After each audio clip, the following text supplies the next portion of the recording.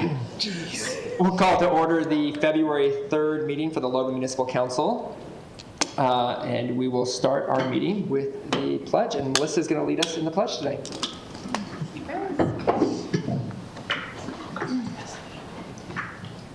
I pledge allegiance to the flag of the United States of America and to the republic for which it stands, one nation under God, indivisible, with liberty and justice for all.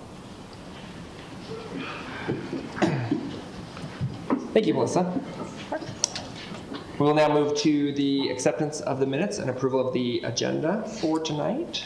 Do we need to amend the agenda for the order? Sure. Okay. I'm getting a nod from Craig.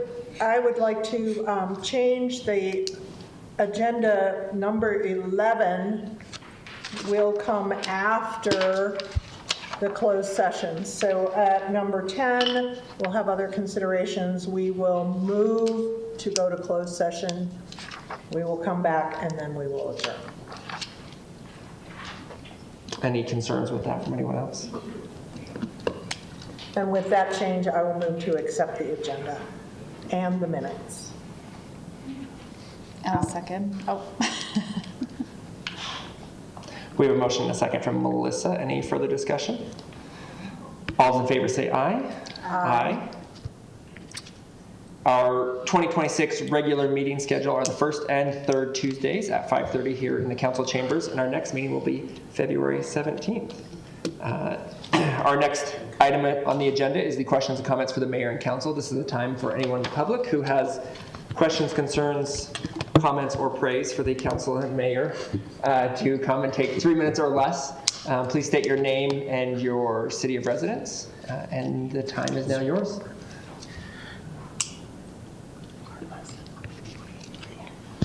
Josh is coming with praise first. What's that? Josh is coming up with praise first. All right. My name's Josh Mahler. I'm from Logan. I want to give you a phrase, and I'm going to give you a definition of it, and then give a little bit of talk about it. So, the phrase is political grooming. The definition is grooming in a political content often refers to manipulating behaviors used to gain trust and influence over individuals or groups, typically to prepare them for certain ideologies or actions. This term has been used in discussions about how political figures may exploit relationships. I wanted to get it printed out and give each one of you, but I didn't have time to do that. So with that, over the past 8 years, I've actually monitored a lot of this going on with the city council and a lot of the things that have happened, especially with the Downtown Alliance and how this unfolded. The political grooming wasn't very good. I mean, there is a purpose for that type of grooming, but it was really bad. It was basically the government deciding on everything and a lot of people trying to push back, but their voices not being heard. So the thing with the Logan, I guess, general plan that I'm scared of is forces that are in the Downtown Alliance, like this awards group. There are forces in here that were behind the scenes of a lot of what happened there. And I'm fearful that their influence, it will be seen in our Logan general plan. I want you to be aware of this. It's not a matter, it's a matter, you will be, somebody will talk to you about what they want done. And more than likely, it will be a developer. What they want to accomplish, what they want to do. They'll come to you. I mean, I don't know who, or who's going to come to you or who's going to, but they will. Because they are looking for one thing, and that's just to make more money. That's all they want, is more money. And it has caused Logan a lot of problems. So I want you to be aware of the type of grooming that they are going to use with this plan, because it's, you know, it's cool to plan, but we're talking about a future that most of us won't even be around to see. And so they want to, a lot of times when they put these things together, it's about buying the future now, purchasing all of it now, so they can make money. And who cares what happens in the future? So, thank you. Thank you, Josh. Thank you.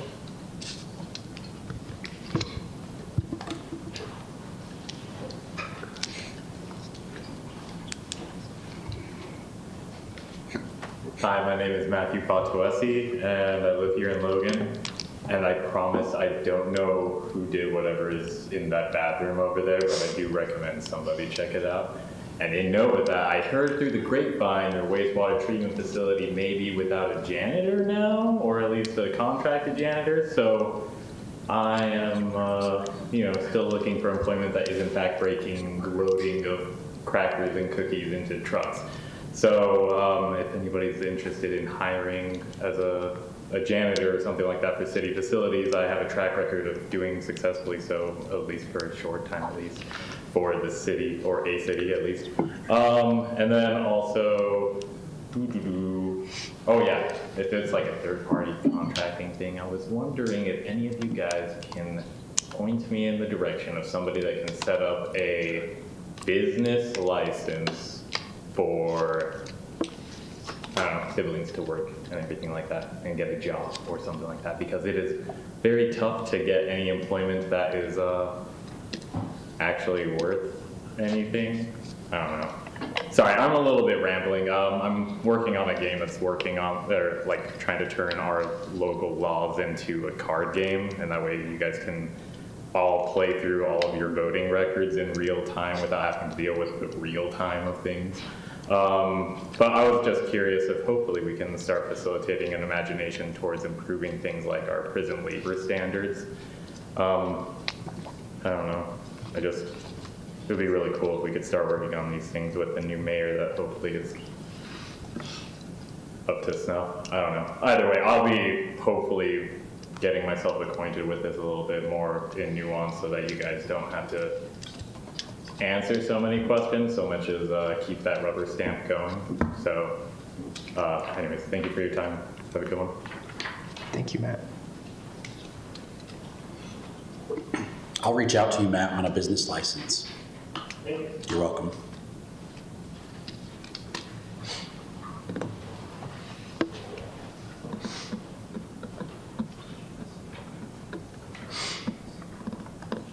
Hi, I'm Linda, and I live in Logan. Linda Johnson, in case you guys aren't familiar with me.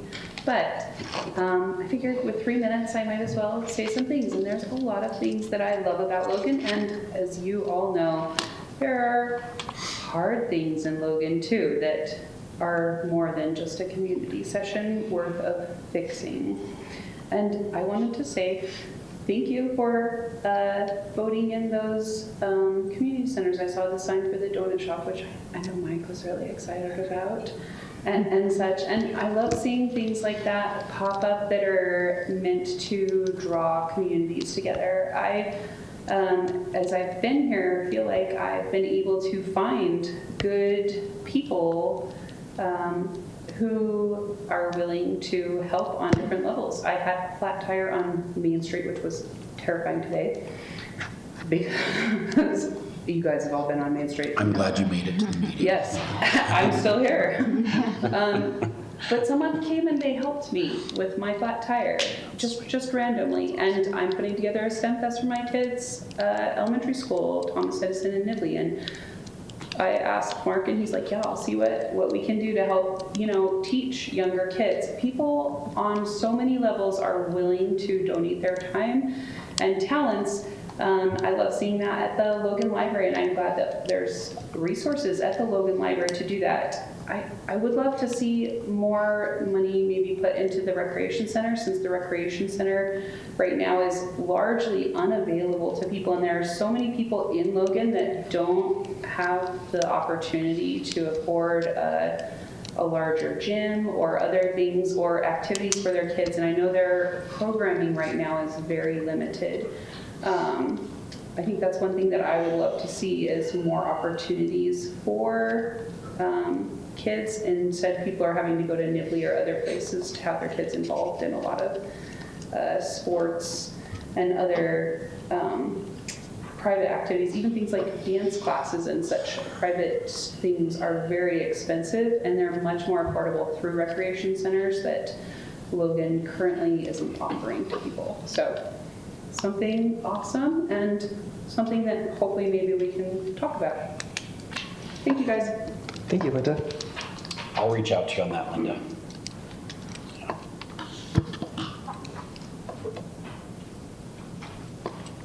Seeing no one else, we will move along with our agenda and close the public comment portion.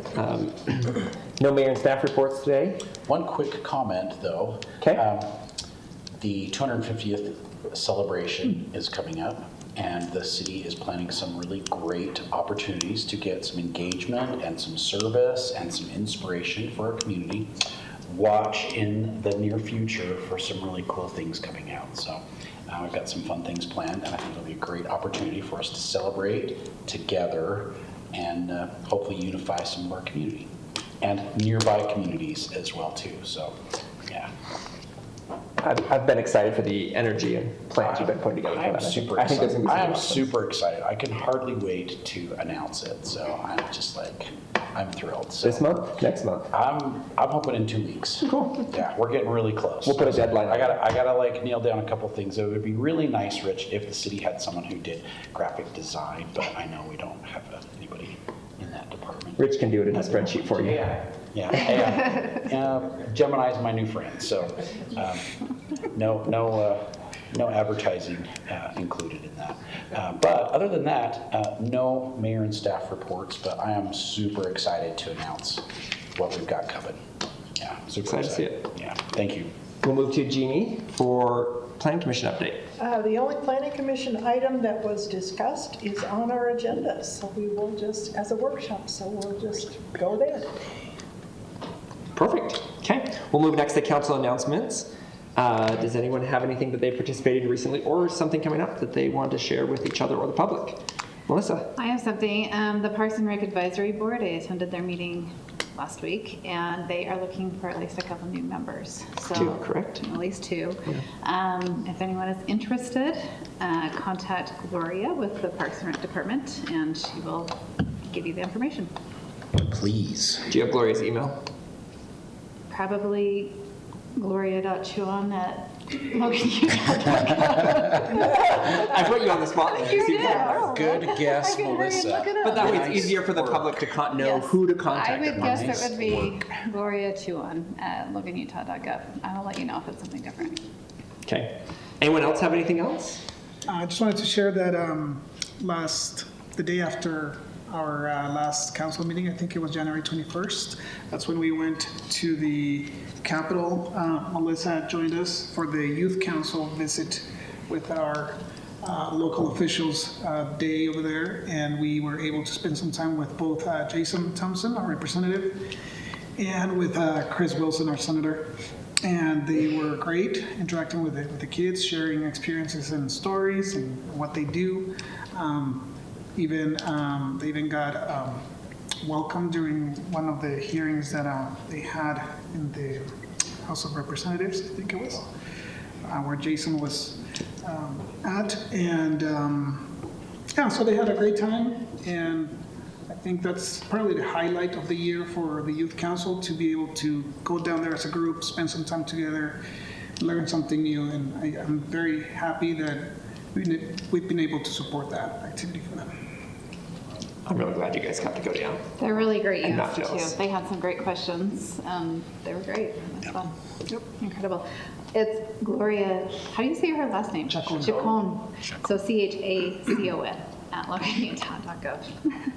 Thank you. Got it fixed. And they need 2 people, so. Yeah. I have 2 things unless anybody else has anything else. I'll just say that I will be attending the Airport Authority Board meeting on Thursday. Recently, at the end of the year, Logan City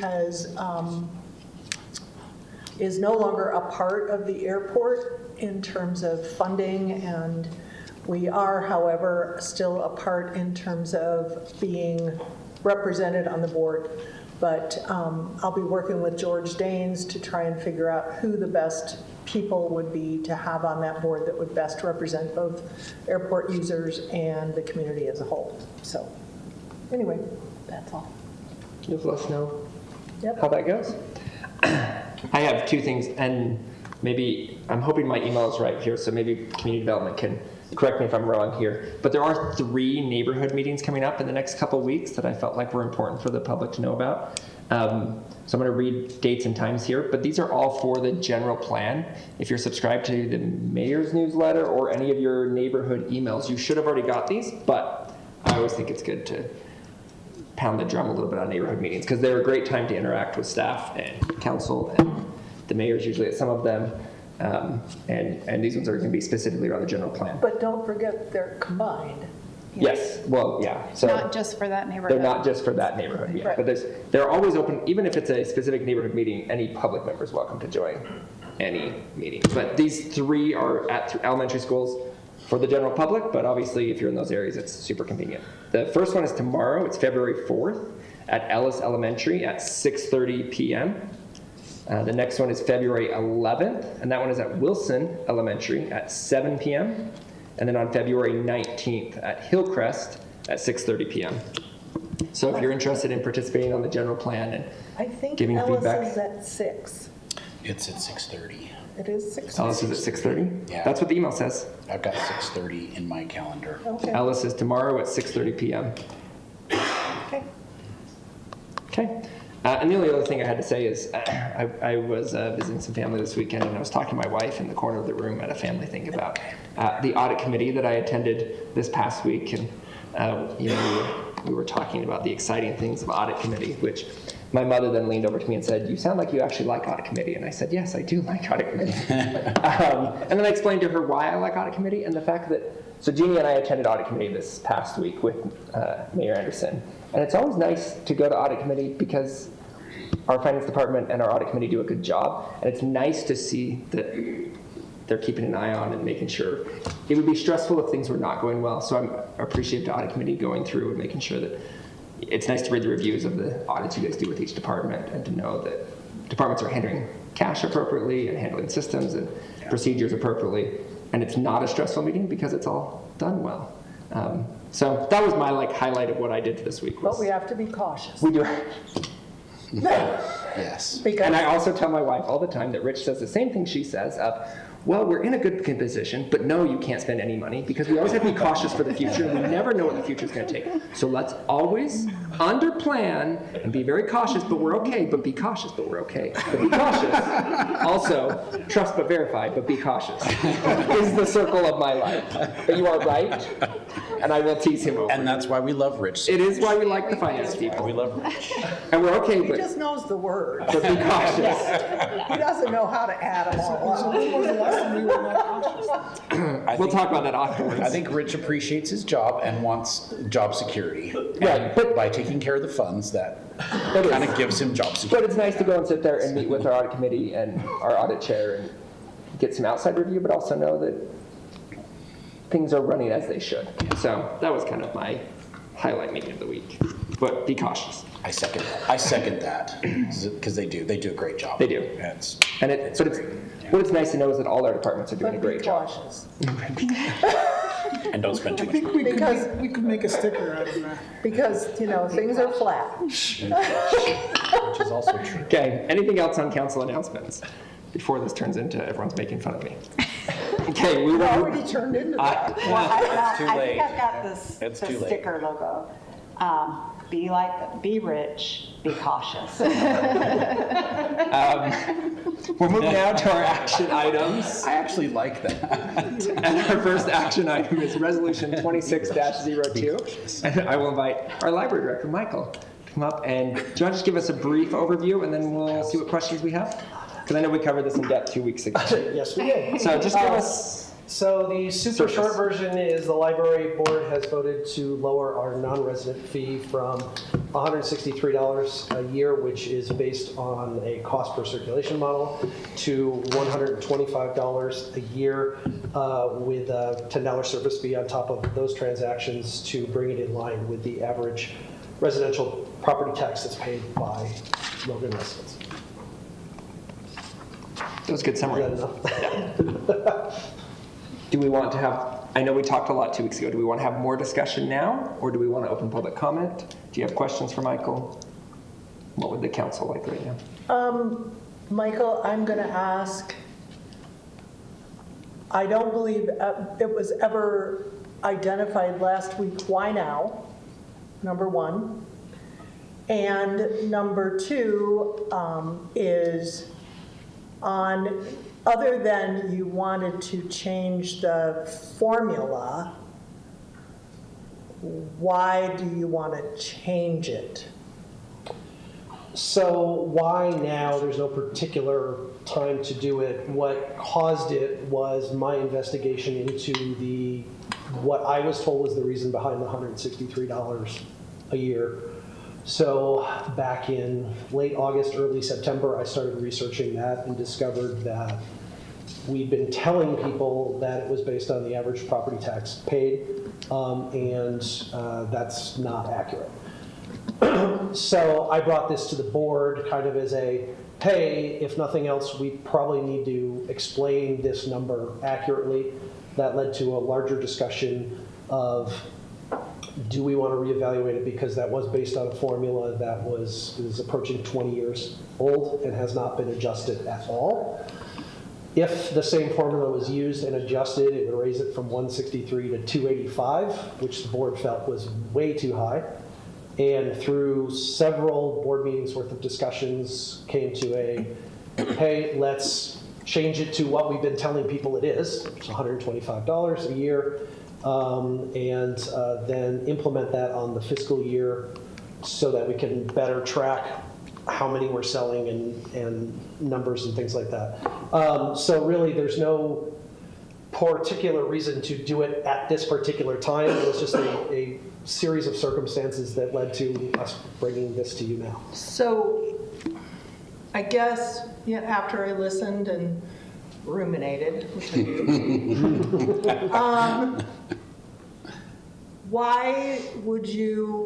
why do you feel, or why does the library board, I'll have you speak for them, feel that lowering it is appropriate? Why do we always, I mean, we don't give a definition for other fees. You know, if you use we used to use the rec center, we don't say you pay $5 because that's how much it costs. That's how much your property tax is. We don't say any of that. We say the cost is $5. If you play golf, we say the cost is X. I will say though, on a lot of our rate studies for environmental, those are based on specific Those are costs. rates. Sure. Yeah. They're not fees. You have a good point there. So I think there's a difference. And There is, you're right. most of the fees that the library does currently charge, there is a reason behind it. Now, 10 cents a day for overdues, I don't know what that reason is, but it's kind of just a standard. And I have my own opinions on that, not relevant to this conversation. Most of the rest of the fees we charge are basically covering costs for like makerspace materials and things like that. So if somebody asks, why does it cost this much? We have a reason that we tell them. And when people come in, we tell them how much it costs to get a library card. We tell them why. We've been inaccurately telling them why, including everybody who told me why. My intention in the original research was not necessarily to change it at all. It was to, let's tell an accurate story. And the conversation developed from that with the board. Okay. I still have concerns that lowering the cost and increasing access to out-of-city residents could negatively impact our ability to serve our residents with the electronic resources that we pay for. Because my understanding, and I don't know the statistics yet, that the majority of county residents who don't have access to a library are using electronic resources majorly. They're not using the Providence Library physically.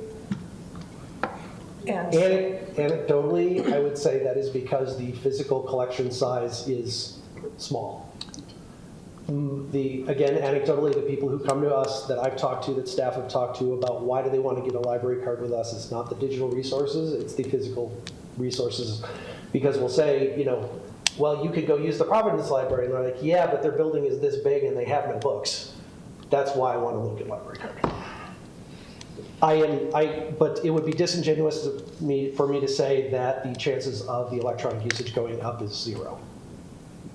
In theory, the more card holders we have, the higher the usage is. And we could have 1,000 new residents get a library card tomorrow. Those costs would go up, and that usage would go up, but we'd be getting no additional income because of it. go ahead. It was around somewhere between 600 and 700 non-resident users, right? 650 or so? Well, last year I'm now working from memory. Last year we sold the equivalent of 140 something annual cards. We're not talking hundreds of people. Oh, 140 non-residents. Which was the lowest in the last 3 or 4 years. Yeah, I mean, I think when I averaged it spiked it, during COVID. Yeah. It's come down. So yeah, but I mean, so yeah. And just to clarify, those are household cards. Those are household cards, and what we did is because we also sell quarterly, so 4 quarterlies equals 1 year, so it was equivalent to about 140 years worth of cards. But there could have been a whole bunch. There definitely were quarterly cards sold in that. These numbers this is part of the reason we want to put it on the fiscal year, because it's just a lot easier to track how many we sell in a year when things can go over a year. Gotcha. So the revenue from that's about a little under 18,000. It's about right, yep. And I guess where I was going with that is we're trying to understand with the proposal of a lower fee. One of the things I wonder is, well, 2 things. With non-residents, the idea of being interested in growing that by lowering the cost, is there hasn't been a discussion about a plan for how we would make people aware of this if we were to move forward with this. On the reverse, I'm not sure what we currently are doing, or if we are currently doing all that we can and should to make sure our residents know what resources and programs we are offering.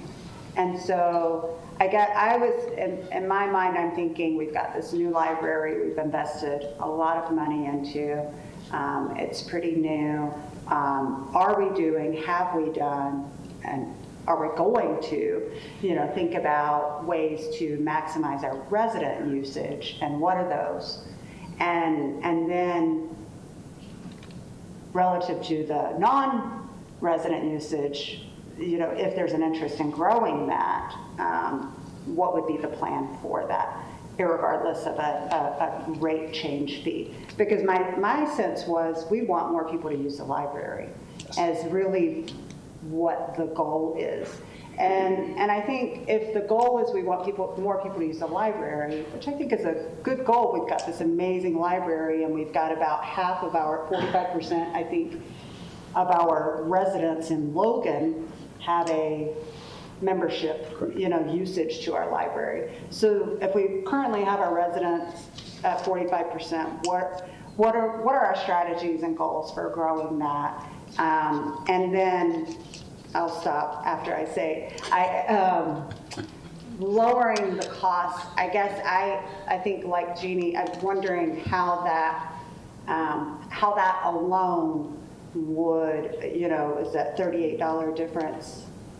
You have to sell roughly 100 more cards a year to make to make the same revenue. Correct. Yes, you would have to, yeah. And how Based is on the last that? 3 years averaging, is what I came up on numbers. I don't know if is that no one, I don't know how that is going to incentivize alone more non-resident users. I'm not saying it won't, that hasn't been explained to us as far as like the thinking around or strategy around that. So to me, it just feels a little, there could be some more considerations for growing usage of the library that could include changing of fees. I don't, that might be, but I don't know if that is like the number one discussion or strategy, for doing that. Sure. I guess my only response to that is this would not, from my point of view, in this case, I will not speak on behalf of the board because we hadn't discussed it from this angle. This would not be my primary way to try to increase usage of the library. Okay. It is a very small One way, small way, okay. potentially, to increase the usage of the And library. that's good to, because Yeah. I wasn't in the context of what we were provided before. I didn't know, the Right. overall, yeah. Okay. So that's a small piece. Yeah. Good answer. Super simple question, but can non-residents, they gain a membership just so that they can check stuff out, correct? Can they Correct. use the makerspace? Can they use the 3D printers and stuff without a Correct. membership? All in-building usage of Logan Library resources are available to anybody who walks in the building. Anybody. We do not card at the door. So all they would be getting access to is the digital resources and the print collection to be able to remove it from the building. Right now, they could come in, sit down, read a book, and give it back to us, and they still have used that book. Okay. Any other questions for Michael before we open up the public hearing? Thanks for putting up with all our questions, Michael. Sure. Yeah, no, it's one of This is a public hearing, so anyone in the audience is welcome to take a few minutes. We'll give you 3 minutes each to come to the microphone. If you would please tell us your name and your city of residence, and take 3 minutes or less. The time is now the public's.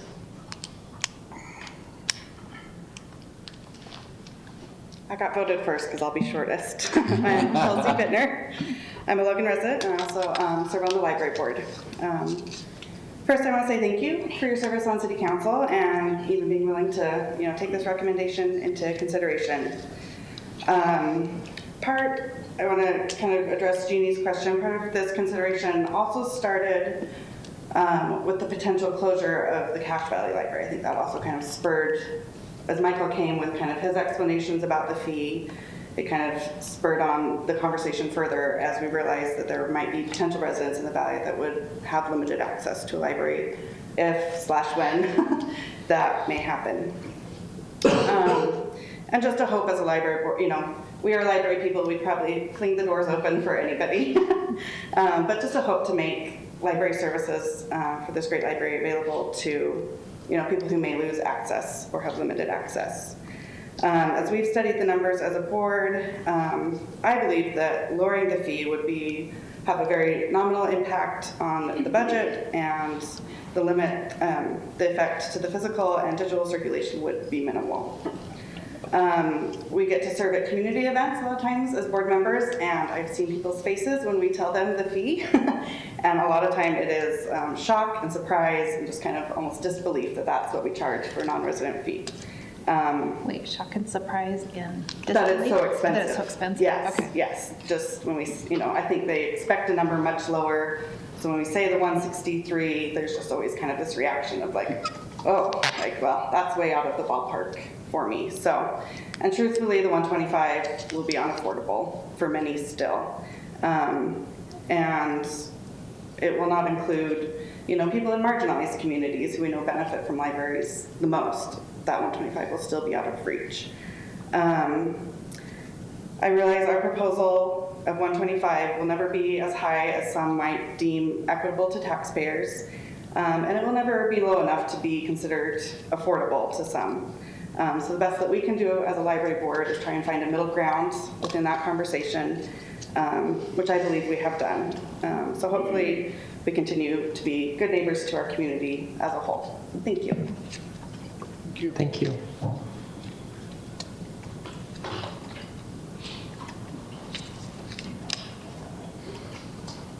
Josh Slaughter from Logan. I don't know, charging at a library, I cannot fathom that for some reason. It doesn't register about charging for a library, but I understand the financial buying behind that for local city residents. I do support lowering it, and I'd love to see it lowered even more because, there are a lot of people that can't afford the $125. I know that if I lived out of the city, that would be taxing on me. And I think we need more people accessing that library. I kind of weigh it out as, are we protecting your constituents, the residents of Logan, versus making it so that children can't come and read a book or can't check out a book to read. To me, it's more of a moral base of what to do with the library. It's financially, can be draining, but I think that it's incredibly important that people access libraries. If I had the choice, I'd love to see every library free for everybody anywhere. So I support lowering the fees to $125. And if we can in the future, if it works out, maybe even lowering them more. So, thank you. Thank you, Josh.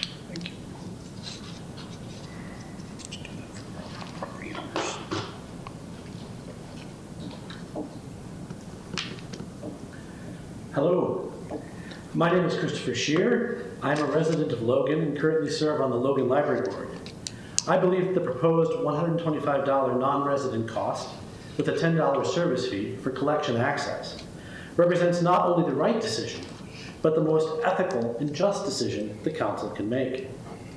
You have heard another interpretation of the numbers that suggests that not only should we not lower this fee, we should perhaps double it. I am not in agreement with the ideology that this argument represents, which is focused on usage and fees per use. Rather, I ascribe to an ideology of access. That is, for $125 a year, every home in Logan has access to our library collection and services. Whether or not a person chooses to use them is a personal decision. The library exists in spite of that decision because it is a public good. By approving a cost of $125 plus service fee for non-Logan residents, we are enshrining access as the governing precept for the Logan Public Library. Not only is this ethical, it aligns with the current philosophy and mission of the library in all other areas. Now, I heard a question put to you in a previous meeting. How will you face your constituents if you lower this fee for non-residents and raise taxes on Logan taxpayers? Allow me to suggest a response if this fee is passed. Non-Logan residents pay the same amount to access the library collection as do residents. In addition, non-residents pay a $10 service charge every time they renew their card. The previous library fee was based on an outmoded and unequitable set of calculations. This new fee is directly related to the average paid by Logan taxpayers for access. And the Logan Library Board is committed to maintaining that relationship if taxes are raised on Logan residents. This leads me to my final point. The Logan Library Board is a committed and passionate body dedicated to doing the best for Logan taxpayers while maintaining the widest access possible. I know there have been concerns raised about usage of electronic and other resources, and demand may well increase if the fee is lowered. However, we are talking about a dynamic situation, and this is not assured. If such a situation comes to pass, then the library board, working with library employees, can look to address and offset any negative effect. And this may include revisiting the fee in an attempt to reduce access for non-residents. I encourage council members to have faith in the stewardship of your library board. The proposed changes specify that, quote, policy and associated fees will be reviewed annually by the library board and director, unquote. Further, I would commit to introducing a policy change whereby the non-resident fee automatically adjusts according to the average Logan taxpayer cost. If this motion is passed, transparency and access will govern policies related to non-resident fees going forward. Thank you. Thank you.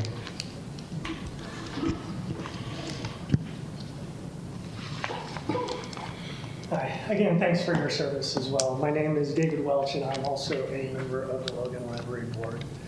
I'm here to speak in favor of the decrease to non-resident fee of $135 a year. I believe this fairly represents the average yearly tax paid by Logan households, plus that 8% service charge or surcharge as we talked about. The surcharge ensures that non-residents are contributing to a premium over our current residential tax rate. And we could use those to offset some of the capital improvements and other things that have been mentioned in past meetings. By setting the fee at $135, we ensure that Logan residents are not subsidizing neighboring families or what may seem like outsiders. In fact, at the proposed rate, a non-resident household would contribute more to the city budget than the average resident household. But beyond the math, I want to talk about what we gain by reducing the barrier to entry to those and welcoming our neighbors into the library. First, there's an economic benefit. Library users are active consumers. When they come from outside Logan into the city, they visit the library, they buy gas, they visit our stores and local shops. Studies from the Moore School of Business in, I believe it was South Carolina, showed that 44% of library patrons visit nearby businesses on the same trip. By keeping this non-resident fee fair and accessible, we aren't just selling a library card, we are inviting new money into our local economy and generating sales tax revenues that all of us count on. The second benefit is the social and operational benefit. The library is an intellectual heart of our community. When we open our doors, we become a regional hub for entrepreneurs, students, and families. This diversity of users keeps our library vibrant, and our resources are being used to their maximum potential, rather than sitting idle on a shelf. Finally, we should consider the core mission of a public library.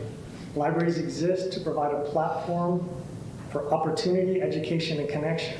The library's true value is found in its use and the benefit it provides to its patrons, not necessarily in its ability to function as a self-sustaining profit center. When we make this platform accessible, it strengthens our entire region. The goodwill we build by being a fair regional partner pays dividends in future intercity cooperation from transit to public safety. The $135 fee is mathematically fair to our taxpayers.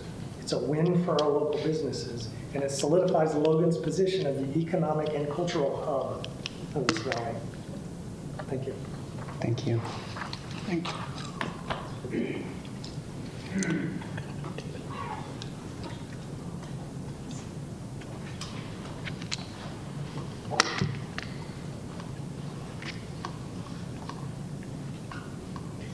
Linda Johnson from Logan, and I have deep respect for the library and the library board, as I have deep respect for the counselors here, because this is a difficult question to answer, as simple as it seems.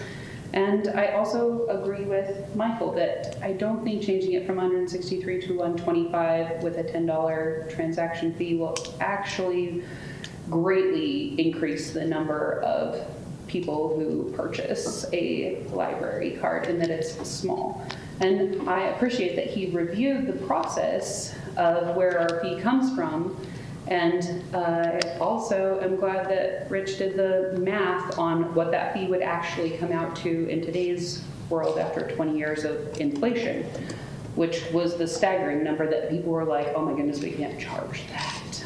And I love the library board's comments. I know you guys all thought about it. I agree with the ideology. I like the use of the word ideology because ideologically, I totally think that the library would be great with a lower fee and free to all even, right? But the realities of it, as I've thought about this over since it first came up, were that Logan City is ultimately a business, and I know that people donate money specifically to the police officers, and I know the city receives donations that are earmarked for specific things, that the city budget as it stands, unless you guys are willing to somehow increase that to significantly lower the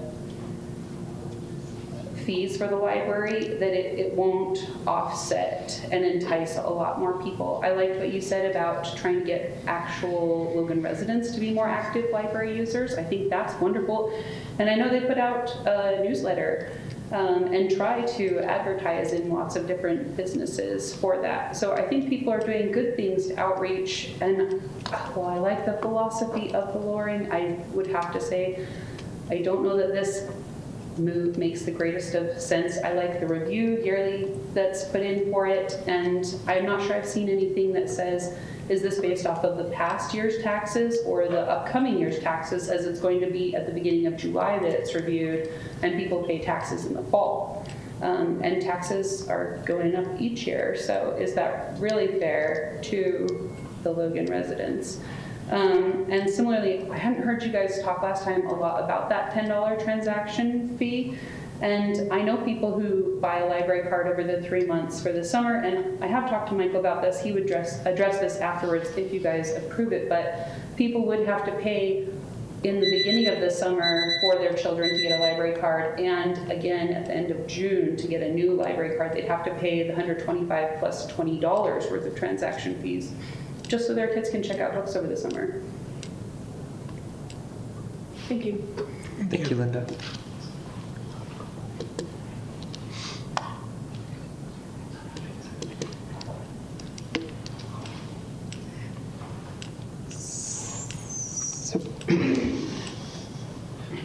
It was a stare off there for a moment. Are you coming up or am I closing it?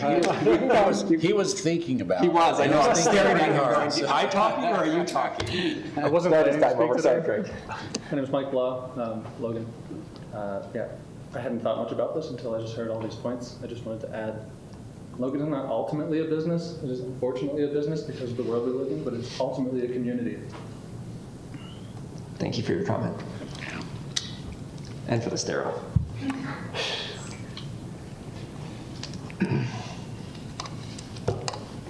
Seeing no one else, we will close the public comment portion, the public hearing, and bring it back to the council for further discussion. You're looking directly at Jeannie. I did. That was not intentional. Sorry, further discussion. I wasn't sure if that was intentional. It wasn't or not, intentional. so It It's was. okay, he's putting us out. throwing it out there. Yeah, throwing it out there. And if no one wants to start off, I have a question too, but I am happy to. You go first. Yeah, Mike. Okay. I have a bunch of hypotheticals. Isn't that most of my questions? Okay. If, one for you and one for you if I can. If every single resident of Logan, Yes. that every household Yes. used their library card at $125 a month, $125 a year, sorry, could you maintain that cost? Or would you have to, if your usage went up 3 times, right? Because roughly 35 to 40% of our residents are using the library to some extent. What would that do to Is your that 35 to 45% of residents or households? households? Household. If your usage, No, if your, that's residents. okay, but if your That's usage, number of cards divided. let's by be population. easy. We'll go double. If your usage Yes. doubled Uh-huh. with your budget the same, what would that do to your budget? Is it a fair argument to say $125 is what Logan residents are paying? Is that a fair argument? Because would we still do that if we doubled our Logan residents coming? Or would we have to raise the tax? It's hypothetical, I know. Right. Wow, that's a great question. I mean, the kind of in the library world, every public library basically says if we had 100% usage, you couldn't work because first of all, there'd be no books on the shelves and you would not have enough staff to help everybody and it just wouldn't happen. So if like we literally doubled the usage tomorrow, it would be very hard to operate with the hours and the staff and the collection that we have. That does not mean, however, that it now instantly we need more money to solve that problem because we'd have bigger problems of no collection on the shelf and being way too busy. Sure. My point of view is that it costs to run the library what it costs to run the library regardless of the usage. Now, you could argue if the usage doubled, I would then make an argument that I need more money, but I wouldn't necessarily need double the money. It's not a, it's not Sure, a there's fixed one-to-one and, ratio. there's fixed and Right. variable costs in there, Exactly. right? Yes. And so I understand, yeah, it's not, you're gonna Right. double your So- budget. So anytime you do a calculation based on either number of usages, which is Sure. kind of what we're doing now, or number It's of cards, very hard to do. that means that the more cards or usage you have, it actually gets cheaper per person to Correct. offer, and it approaches infinity as you get fewer people coming into the building. Right. So that's why, personally, I feel like I guess. all of the numbers are wrong, and we're picking the one that kind of feels the best Sure, for and our I culture. understand that. Do you feel like it's a fair argument to say that that's what every Logan resident is paying? Because they are, but not every Logan resident is using it. Do you feel like that's a fair argument to make? No, because to Chris's comment, all the residents are paying for it, they're choosing whether or not to use it. Right. And that's, I think, just something I've wrestled with. Sure, so. and I understand the other argument, Right. but. Can I ask you a question? I'm the librarian. Is that okay? No? No. Okay, I'll ask Craig, and he'll give me a vague answer. As I recall, I'll whisper in Craig's ear. as I recall, Can I Rich ask a said he question? was going to say the last word 2 weeks ago, I and know. he wasn't going to say anything. I know, but I have a question. And I've And if seen Craig it. answers, it'll be really vague, and I won't get an answer. We have a proposed property tax increase this year for the library. We are contemplating. Contemplating it. It's on the schedule tentatively, Yes, there you go. but it is likely that the property tax levy will go up. Is that vague enough and conservative enough? Based on everything we know right now, yes. Whether that includes the library levy or not, we have to If figure library it out. levy was to go up, I'm gonna say 2%, Yeah.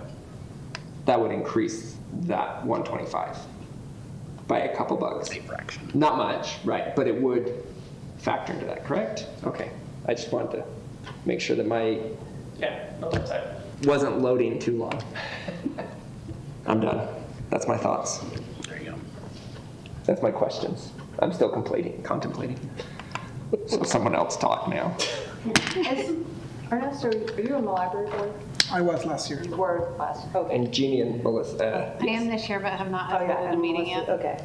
So, because I just would appreciate you, from those who have, I appreciate the work and hearing the voices of those who serve on the board and their perspective. And I wonder too, from the, I've heard some of your remarks, if you have any additional thoughts from a budgetary council sort of perspective as well as having served on the board. Well, I can tell you that the library board really, really cares about the entirety of the library, how it works, the reach, the impact that it has on the community.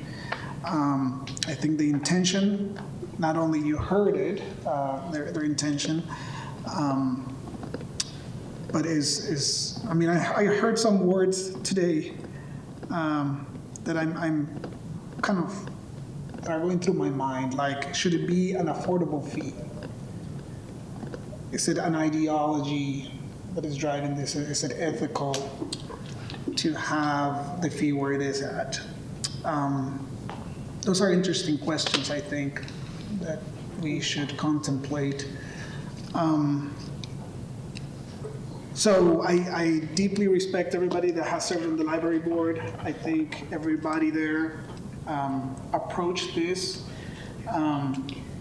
Just like Michael said, all the numbers are kind of represent a different perspective. And so it's hard to choose which one should be the one that we go about this. So I'm struggling with this one myself. can I piggyback on, I don't know the library board, I haven't served on, but I appreciate their well-researched and surprisingly well-written comments from the library board. Surprisingly. Sarcastic. That was sarcastic. I would expect the library board to come with well-researched, well-written, and you did. Very, And very well prepared. Yeah, very well thought out arguments and thoughts, and I really appreciate that. And I would expect no less from the people in the library board. It was sarcastic. You really had to go around that one, didn't you? Unplug my microphone. slide. Jeannie, is there anything else you would Well, I add? don't- You've been on the board and. Well, I've been on the board before, I'm on the board now. And I've worked in libraries, so I understand the desire for access. I've also lived here a long time. And, don't say it.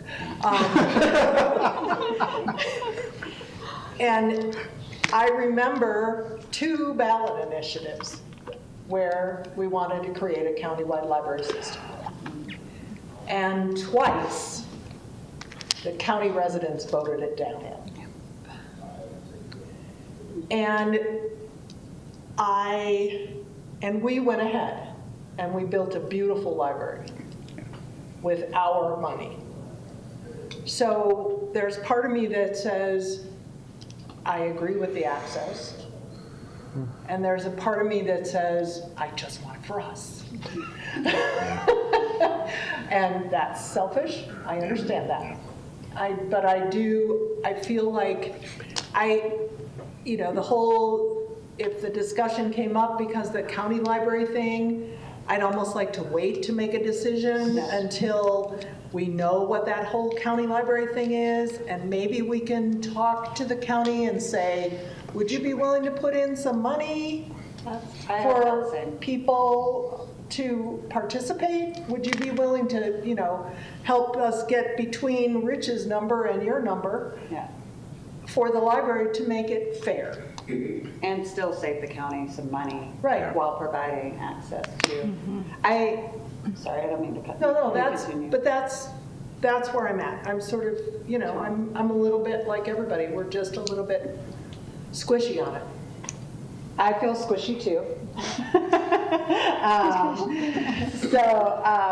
Because I really, the idea of wanting to support access, wanting to be, a good neighbor, as part of a member of this community, and also knowing and what's happening largely, around us with the county and whatnot. But I also want to respect the commitment that Logan City residents, put in, and the efforts of everyone to make this library, it's a gem. And Logan, sometimes, we really,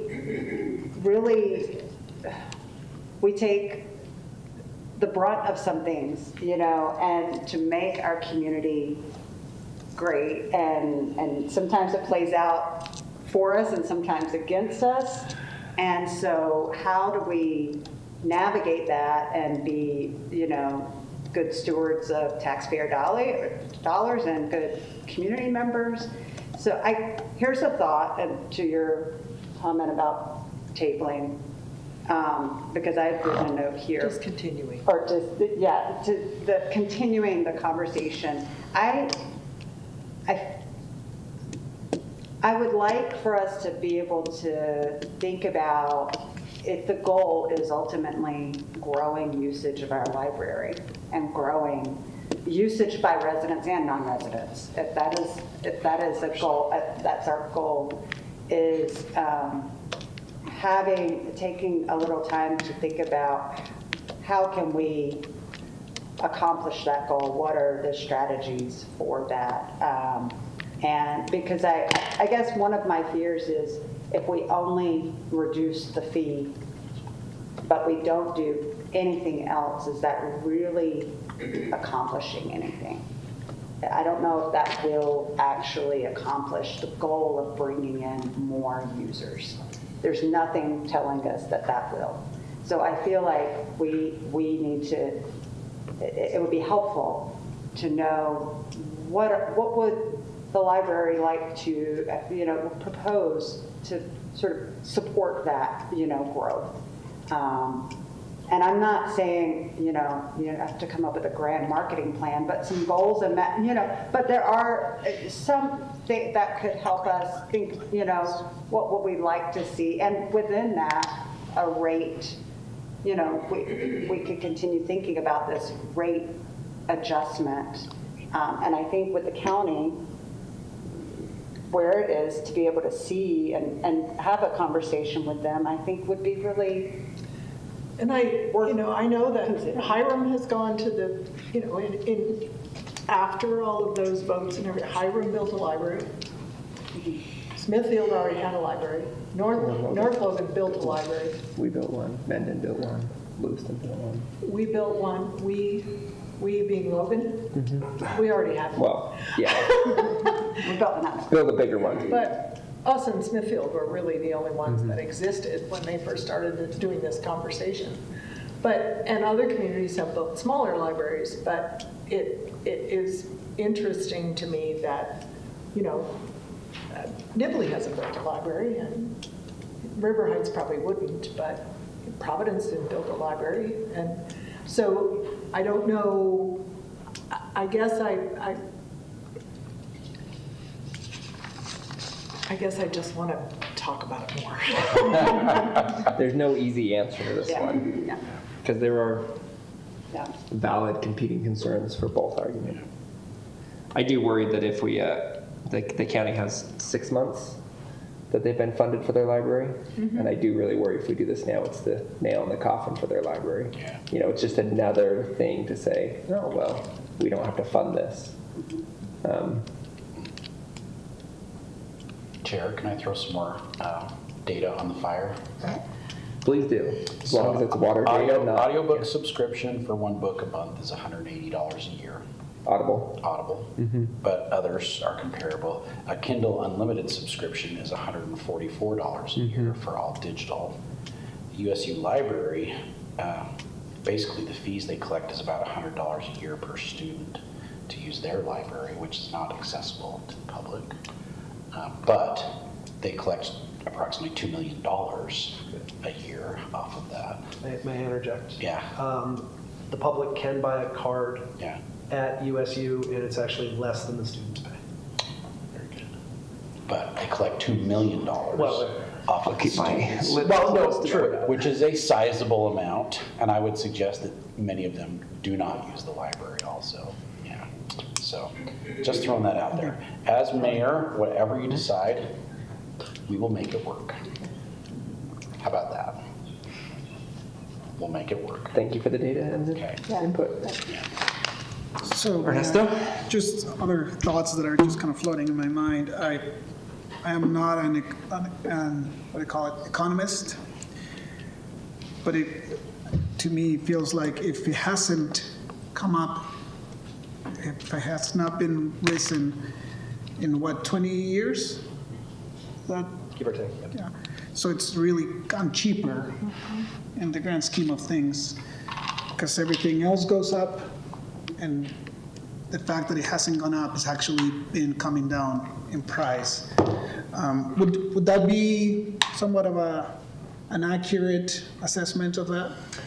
In terms of real cost, yes, that's exactly what happens. Same thing with property tax in general. Yeah. I struggle with this not only because of that, but because we've raised the taxes the last couple of years, and we're contemplating the potential of another tax raise. So this is a tough one. He wanted to attend tonight but didn't, but the chair of the library board, who's a friend of mine, is texting me. He's listening to us right now. But according to him, their library covers 40% of the county, which is the part of the county that's not covered by a city library, which is Providence, River Heights, Millville, and Paradise, and then county at-large residents, which is roughly 40% of the county that is not already covered by a city library card, which is 60,000 people total, give or take. That was rough math, so don't do that on a calculator. Yes.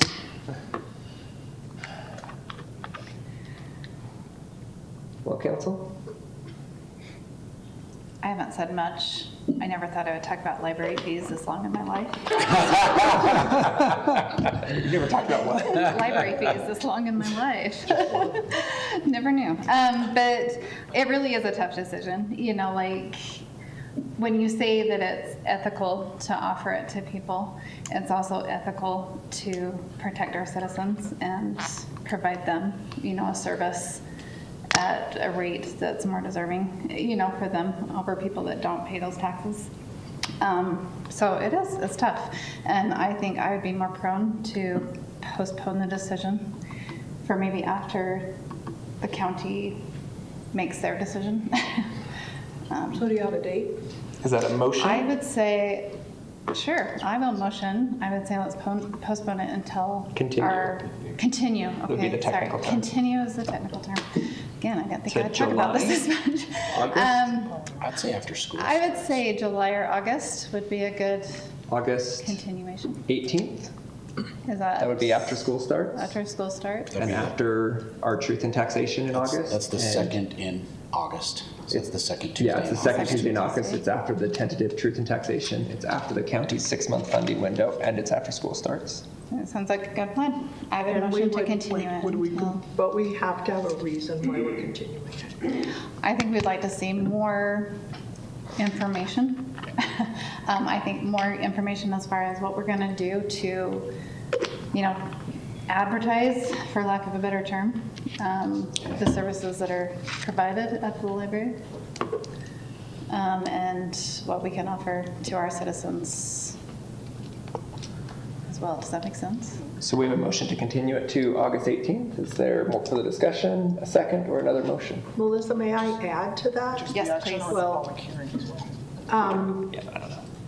I would ask that the continuance also included a conversation with the county after they've made their decision, whether they would be willing to participate or not, and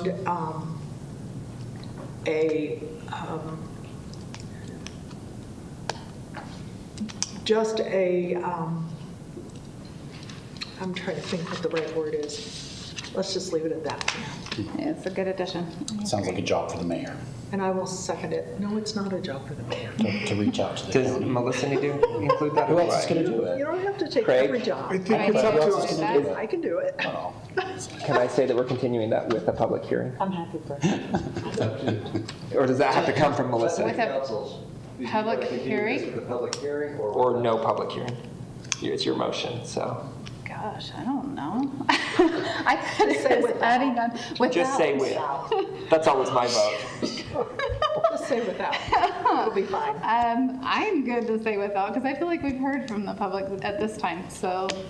Unless you want to hear from, And I will second that. But county, We're I mean, I done. think the county wouldn't be public hearing. Wouldn't that be something different? But We're it's- continuing with conversation with the county. I think we have a motion and a second for without, is what Jeannie seconded. So unless you want to withdraw that motion, it has been motioned and seconded without a public hearing for August 18th. I just want to say aye and be done. Any further discussion before we call the question? Okay, all those in favor of continuing Resolution 26-02 to August 18th without a public hearing, please say aye. Aye. Aye. Any opposed? Guess we'll see you all in 7 months. All right. Thank you really for all your hard work. I really do appreciate it. I know it is not an easy, free job and an easy discussion, and there's valid points on both sides. He's So I still really. smiling. It's good. He gets the, he's still, do you want to figure? Thank you, Michael. All right, thank you. And thank you, Library Board. Thank you, Library Board. We will now move to action item B. This is a public hearing. It's a budget adjustment, Resolution 26-03. And Rich, this is a biggie. Take us away. We've been through these before. This is a request to appropriate $7,142 to reimburse the police department for overtime shifts. I believe this was in October. Any questions for Rich before I open the public hearing? Nope. Okay, this is a public hearing. Anyone from the public who would like to discuss Resolution 26-03, which is $7,142 appropriated for shifts for the police department, for overtime shifts? No staring contest, so we will close the public hearing, bring it back to the council for discussion and/or action. I move we approve Resolution 26-03. I'll second the motion. We have a motion and a second. All in favor of approving Resolution 26-03, please say aye. Aye. Motion carries.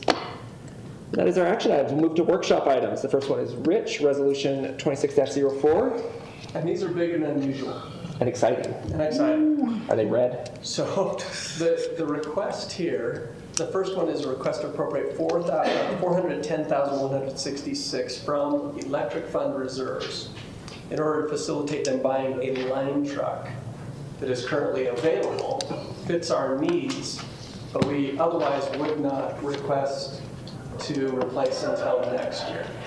Is it a good deal? Is that why we're doing it now? The electric department will have to speak to the deal. I believe it's on state contract, so it's the deal.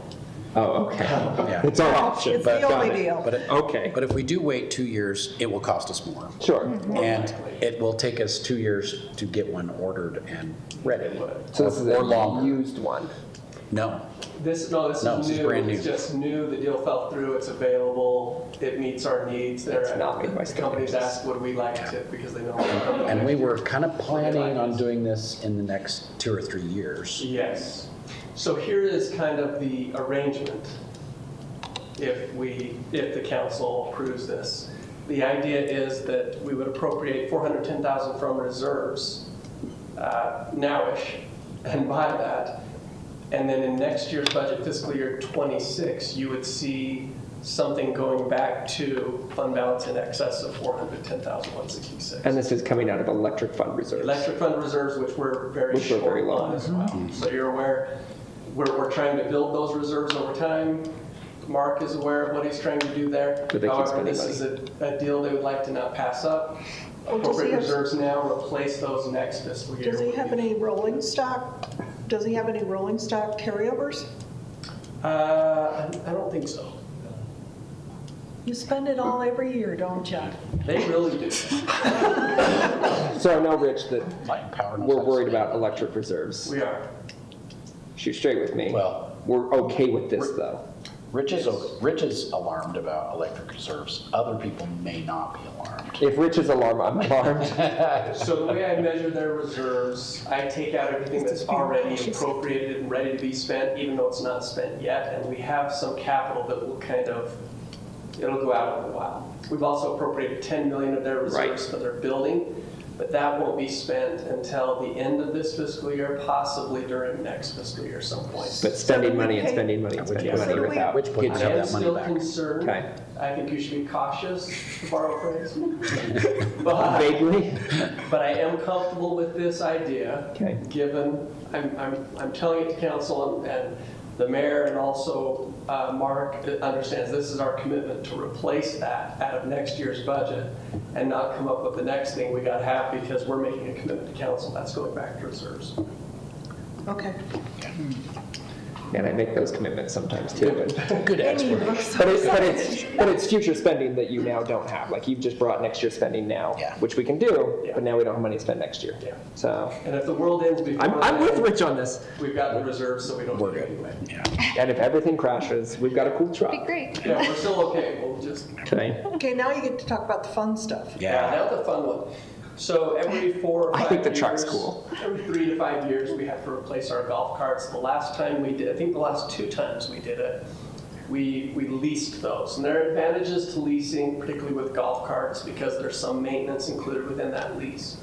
However, as the Parks and Rec Department has brought forth proposals for golf courts, we've analyzed and looked at them. And we believe the best approach this time is to buy golf carts. The request to council is to appropriate $470,520 to purchase 72 golf courts. Currently, we have 60. 60, this would be 72, which would allow us to put on a full... 60, 70? Could put on a full golf tournament with 2 carts on each hole, roughly. So this is a good thing for us. We would buy lead acid, which isn't the greatest battery. A lithium battery is better, but their price structure for lithium is super weird, and we can't figure it out. It doesn't fit. It is substantially more. Lithium would be $30,000 more per year. That's a lot. these are roughly $100,000 per year over the life of the cart.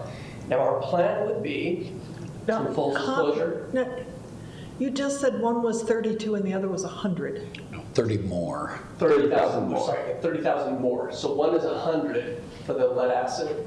To go to lithium, it'd be around 132 per year. Okay, thank you. Yeah, I was sorry. like So it's an backwards. additional 32 per year. Per year, What have we been paying roughly for like last 10 years for leasing? 85. Okay, so this is more than leasing. Sorry, 75 actually. So this is so we're more than the leasing we anticipate. 25, 33% Stuff more. is a lot more expensive. Are we hoping to hold them for more than 5 years? No. So our intent right now, although it could change, and buying them gives us that flexibility. Our intent would likely be to come back to council in about 3 years. Because as we've looked at And it, sell these?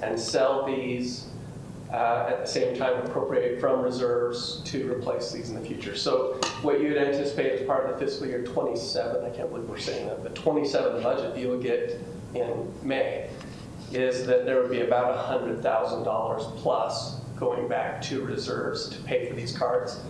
And we'll increase that a little bit over those years and hope that in 3 years we go to lithium, because there are some advantages that, that they're much more qualified to speak to. There are advantages, but there's costs. But there's costs associated with it. And my personal opinion, as I look at the cost, is that it's looked upon as a luxury item a little bit, because the pricing isn't linear. You should expect to see these kind of... They probably charge faster, and they probably have better cold handling. I mean, there's lithium benefits that make sense, but if they're not necessary, So the ones that we've been leasing are what? they've got to be lead acid. If It would be lead acid. They're heavier. And we're purchasing lead more acid wear as and tear well. on the course. Yeah. But $30,000 is a lot per year. It's a lot of money. I have one really important question, though. 30% more, in essence. Are they bright red with flames and spinners? Because if they're not, I'm not approving it. Because I want some freaking cool carts. Let's see you go to the golf course and golf, and then. I go to the golf course and golf. Return on investment, sir. He donates a lot of golf balls. They are Kirkland signature, though, so they're not worth it. So, We're working on it. so Rich, when we have leased them in the past, the cost to rent the carts offset the lease cost. And is that going to be the case if we purchase them as well? Yes, really good point. As we get new carts, which it's time, we see our rental revenue go up a little bit because they're newer carts. People enjoy driving them rather than one that's rattling and falling apart. And so our current revenue is about $360,000 a year for renting those golf carts. So you can see it's a pretty important revenue source to our golf course. It's $160,000 a year in rental? 360. 360. So that means we pay them back in a year and a half. That's correct. Cool. But there's also other costs. There's electricity, there are the people getting them, there's all those costs as well. Maintenance, But just tires, strictly cost of purchase versus cost of rental. This is a good thing for us. And 360 is a lot of money for our golf course, so we got to make sure we're protecting that. This protects that, again, gives us a 3-year window. Hopefully next time we're coming forward with lithium ion, we'll just see how the price structure kind of works its way out. I expect it will. And we've also thought that lead acid may not even be available, just because it is. But if we play it right for 3 to 3.5 years, we will have accumulated enough money to pay for the next batch. Unless you slice it really bad and then. No driving into the water hazards. That'll be the plan. And there are some guaranteed buybacks, so we have some buyback options, but we could also sell them on our own. We'll maximize the return on the carts we buy in the future, and hopefully that net cost comes down even more, and we add a little bit to fund balance, which we need for other items. Do they have resale value? They do. Even with the ones lead we battery? have? Oh, yeah. Okay. Because that's what I was Well, the wondering, ones if we the have lead now are battery's not leased. even gonna be I know, available but possibly in the would they have future, resale does that mean we're not gonna be able to sell these because people aren't interested? I want to buy one. I think people still buy them. There are conversion kits, so it's not like okay. once it's lead acid, it's always lead acid. You can convert a lead acid to a lithium. To a lithium. And that's also part of the struggle that we have. As we look at the differential cost between the two, it's not the battery. I think that troubles me. Do they have flames on them? Hopefully not anyway. So we can't quite figure that out. Thank you, Rich. The lithium cart is nice because it's lighter by about 600 pounds. Jeff, you gotta come to the microphone. Please. 600 pounds, so it's a little bit, He keeps talking. for Randy's purposes, it's turf compaction and things like that. It's really nice that way. The resale would be great as long as we don't go to, there'll be a little less on the after the fourth year because the lithium or the lead acid battery is not going to make it more than that. I've made it every time we've done this 4-year, either lease or buy, we've made it to the end of that. I'm pretty good at dealing with lead acid carts and taking care of them. The optimal would be the other, but I've done lead acid for 32 years. So. It's probably hard to know, but the wear and tear on the course because of a 600-pound more, cart. Yeah, turf compaction. What is the cost of that?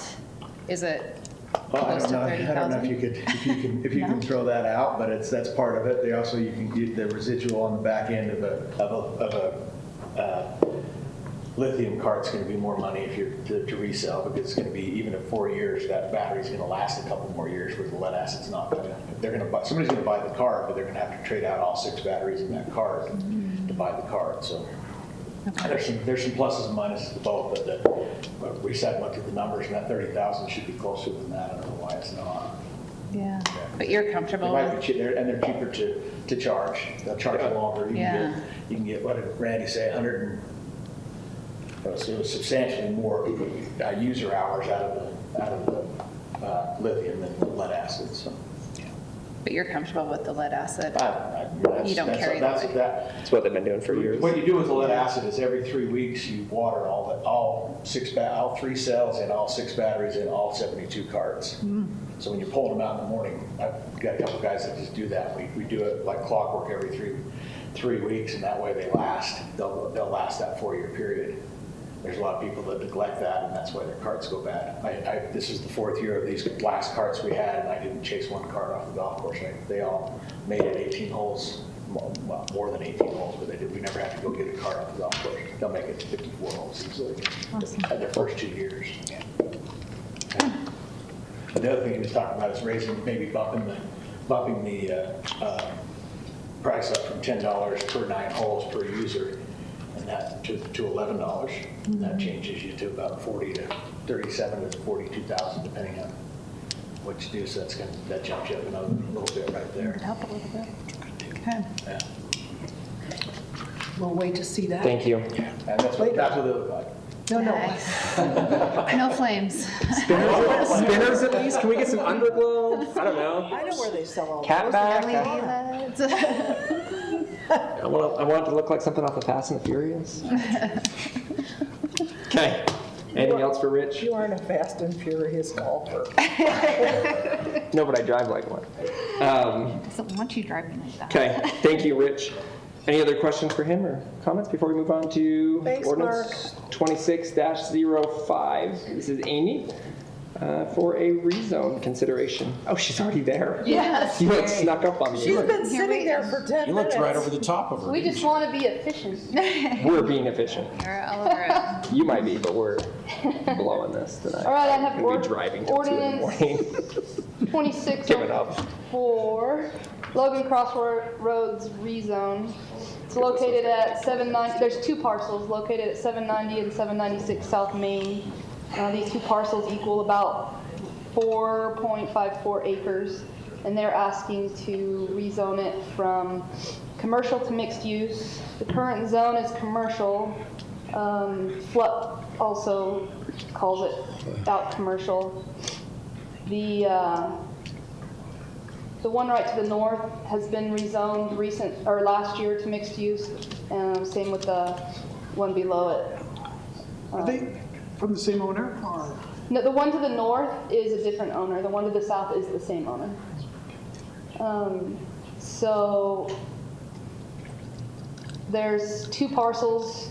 You can see the small one used to have a vacant home that was torn down a few years ago. The larger one had 2 structures. Now it only has 1. It mostly had like construction businesses in it.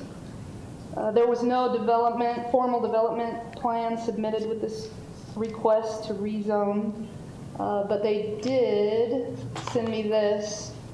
They own, so the Logan City boundary, property line, city limit is that big red one.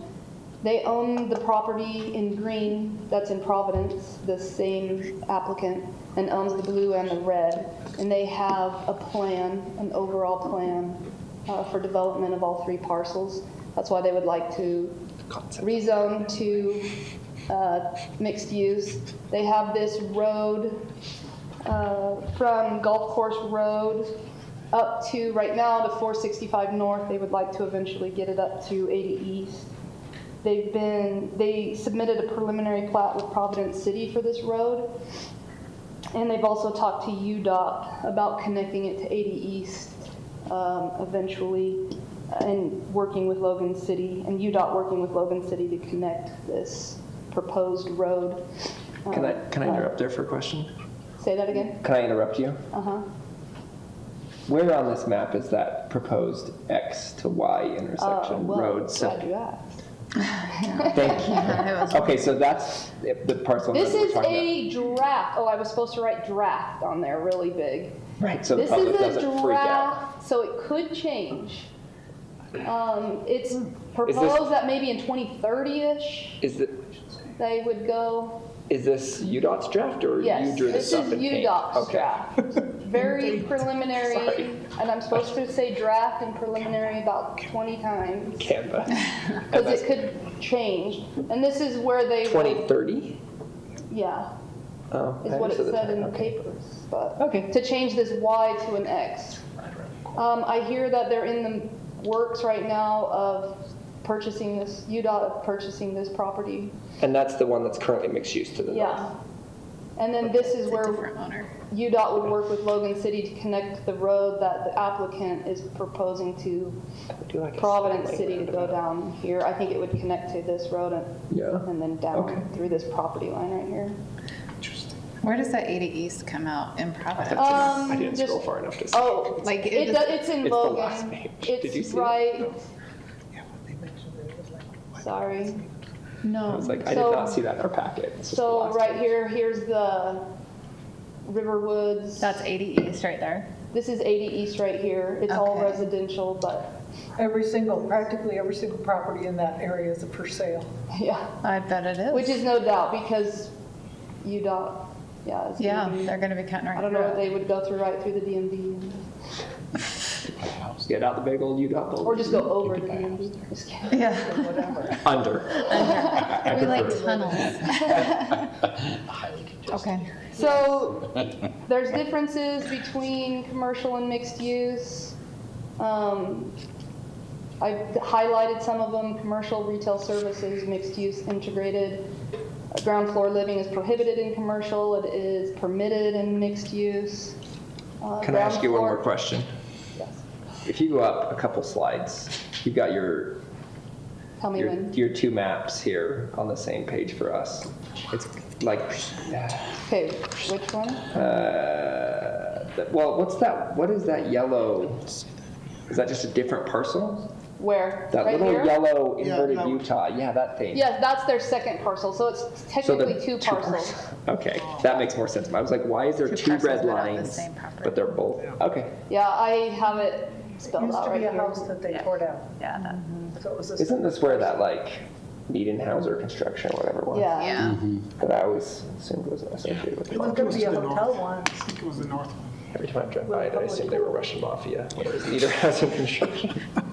So in like commercial, ground Michigan. floor can be 80%, in mixed use, it can be 50% We'd make jokes. of ground floor commercial. Max building height in commercial is 40 feet, where in mixed use it's 58 to 70.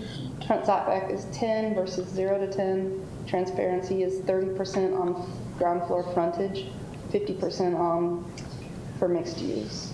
So they have to, but their commercial has to face the highway.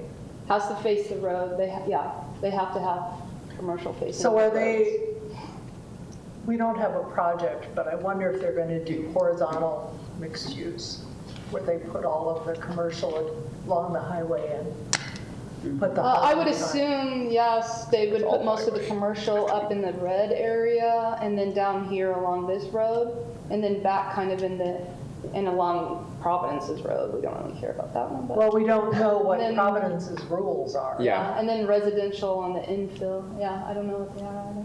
Okay. I'll bet we So can the find out. pros to rezoning it mixed use, it aligns with the surrounding zones that were recently rezoned.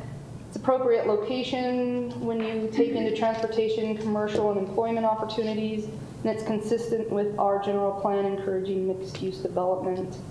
Cons is our FLUP says that it's commercial, potential reduction of commercial square footage. The city receives more sales tax revenue for commercial rather than residential. There's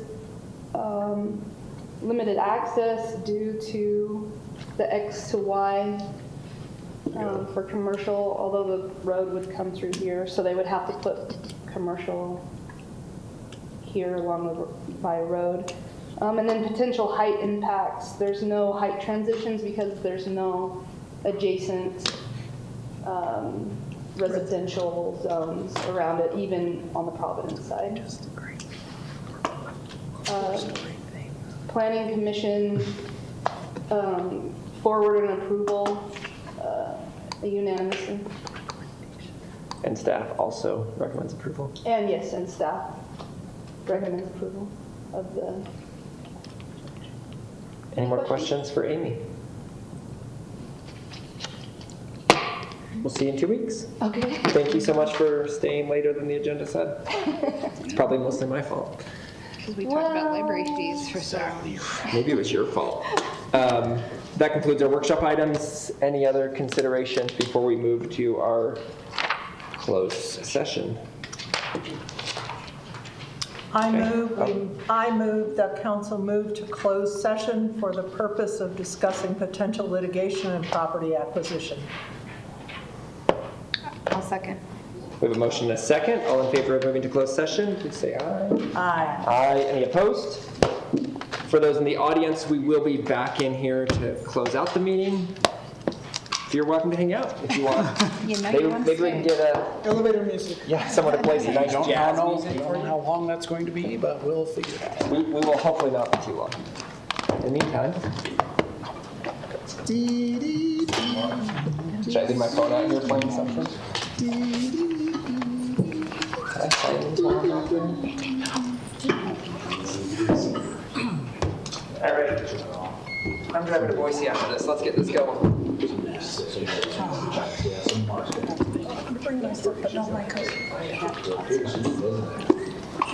Thank you for checking. So if you're okay, I will take off the You what? Are we okay? It's really hard because I support both sides. I support both sides. You know? Yeah, it does. It's really difficult. Now you're better. But the cameras are on. That's right. Yeah. Cameras are. I'll leave the little tracks. Yeah. Just